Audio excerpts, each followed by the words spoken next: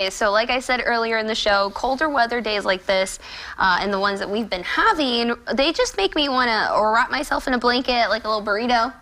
But obviously I can't do that because staying active and eating healthy goes a long way during every season. And here to help with some tips on how to achieve this is Sanford Health dietitian Rachel Iverson. Welcome to the show, Rachel. Good morning.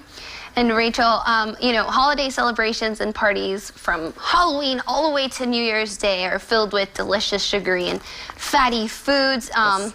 We're coming off of that high right now. You know, it's the first week back. So what is your advice to someone who maybe indulged during the holiday season, me too, and now wants to lead a healthier life? Well, I would say, you know, the tempting thing is to try to make a lot of big changes right away. Like, oh, it's January, it's new year, new me. When we look at studies of people who make a significant amount of change all at once, it doesn't tend to stick, unfortunately. Like, it can be really motivating and exciting to jump into like a whole program that somebody wrote for you.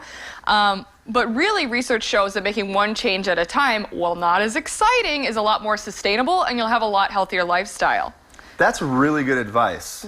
That is seriously, because I mean, you think about it and you're like, I'm just going to cheat and have a cheeseburger, and then the next day you're like, well, and then you're back right into, you know, your old habits. So, but you have brought some suggestions with you, so maybe tell us about it. Yeah, so my thought process is never to focus on exclusion. I would never cut cheeseburgers out of anyone's diet.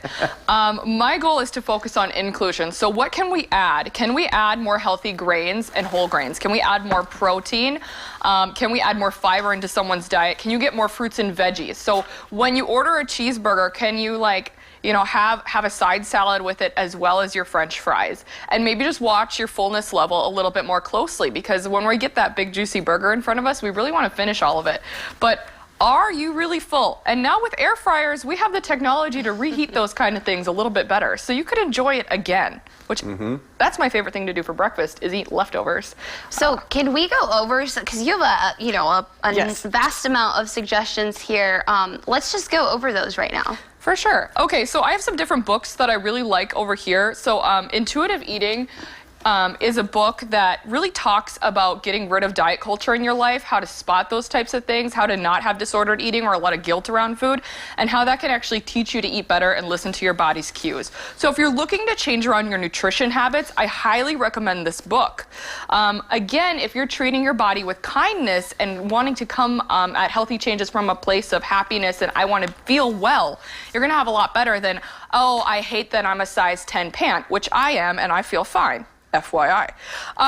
And you look great, and you look great. And the more important thing is that I feel good, you know? And then, you know, if you do tend to eat out frequently, what you really want to think about is, can I cook more at home? People who eat at home tend to take in less calories, less saturated fat, and less added sugar. So starting with the basics, you know, if you don't know, just try it and learn. There's tons of YouTube videos out there. I myself teach a cooking class on Sanford's Facebook page. There's tons of like 5-minute recipes or crock pot or sheet pans, and soups are a great option too, as long as they're not like always cream based. So I love that. So just try to really step in there and make some stuff that your family likes. And it is 100% okay to have things like pizza night.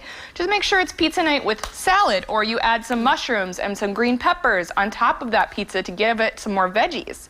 So really, really focus on inclusion, maybe learning a few recipes and being gentle with yourself, because if you go really hard and start that rower like next week and you start going an hour a day every day, by day 3 you're going to be ridiculously sore and you're not going to want to look at that thing again.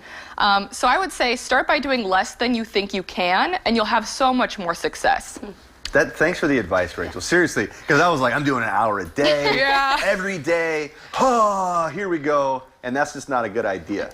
Right. It's so tempting. Even for me, I'm like, oh, I just want to get in it right away. I'm coming off an injury right now, and I really want to start running again, but I'm trying with just 10 minutes at a time because I know I don't want it to flare. Sure. So being gentle. So Rachel, we talked about food, but I also want to focus on, staying active. What are some things, the weather obviously creates obstacles Definitely. when it comes to staying active. So how do we overcome this? Yeah, so it really depends on what you like to do. If you like the type of exercise you're doing, you're going to be a lot more committed to it. So think about indoor activities that you can do, such as if you like to go for walks, grab a coffee and walk the mall with a friend.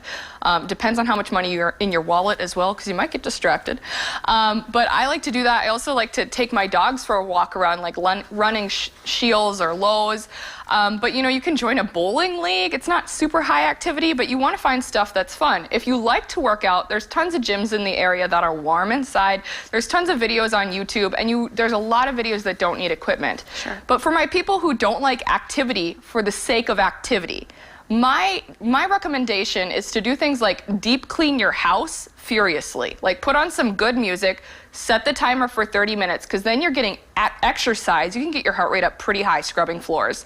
And you're also getting a clean space. And that feels really good because you're doing both things at once. Rachel, you're giving some great tips, but we have run out of time, so we do want to thank you for being here, okay? Thanks, Thank you, Rachel. guys.